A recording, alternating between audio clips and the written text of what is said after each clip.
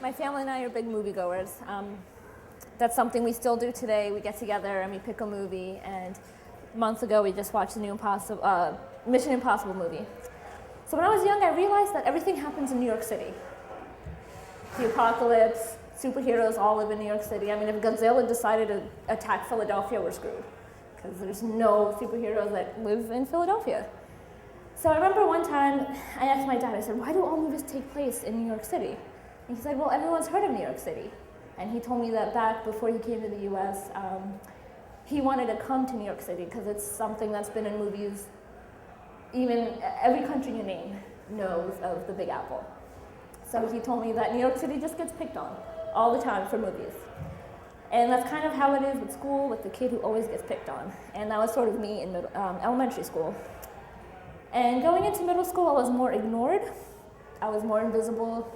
Most kids didn't even know I was in their class until I was called on and gave the wrong answer because I was too nervous to answer. But there was this one girl in particular who was made fun of a lot more. And when I was young, I didn't know that she had Asperger's. So she would always say very awkward things and make people feel really uncomfortable. But that's because she didn't know what to say in social situations. So she was always picked on. She was the kid who would sit down at the lunch table when everyone would move to the side. And I felt bad for her, but at the same time, I never did anything to stop the bullying. In a way, I justified it to myself with, at least I'm not the target, because in elementary school, I was the only non-white, and that didn't help being the only Middle Eastern kid in an all-white school after September 11th. So my memories of elementary school were not the best.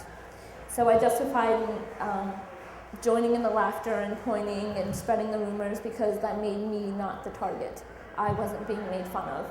And one day, one of the schools, a paraprofessional, came into my class and called my name, and I got really scared. I didn't think I was in trouble.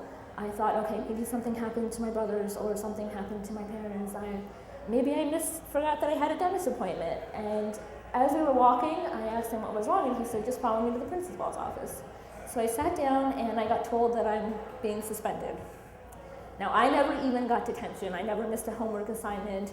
I was always a kid who, I never got in trouble. So at that point, I just started crying my eyes out. I didn't know what I did. I had no idea what went wrong. And my parents were waiting there, at least my dad was. And he talked to me about why I was there. And he said, do you know why you're here? I said, no. I have no idea why I'm getting suspended. And he said that the girl who was being picked on, had wrote a suicide note, and someone had found it. And I didn't know the intensity and the significance of a teacher finding that note from a student, whether it was written fake or just out of spite or whatever. And he said that she had a list of names of people that she didn't like, and my name was on it. And I remember thinking that it was wrong. I couldn't be a bully. I wasn't a bully. I was a kid who didn't like being picked on. I was a kid who would rather be invisible than be picked on. And so, of course, I was grounded, and the entire time that I was suspended, I just kept crying and crying. And finally they called in one of the teachers, the teacher I think who had found the note. And she pulled me aside and she got me a bottle of water from the vending machine. And she talked to me and she said, I want to talk to you about what happened. And I told her, I said, I'm not a bully. And she says, well, you might not see yourself as a bully, but think about what you did. She's like, when this girl was being picked on, did you ever stick up for her? I said, no. So when they started calling her names, did you call her those same names? Yes, I did. When they pointed and laughed, did I try to stop the other students or did I join? Did not try to stop them, and I did join in. So she told me that in her eyes, I was the bully. So I learned a very valuable lesson that in action, actions speak louder than words, and so does inaction.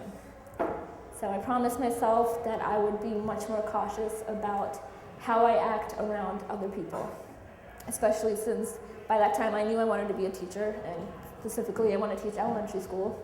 I don't think I could get paid enough to teach 6th graders. 4th grade is good enough for me. So I made myself a promise that I was going to actively try to stop bullying in my classroom, and that I would be very cautious of how I acted on other people.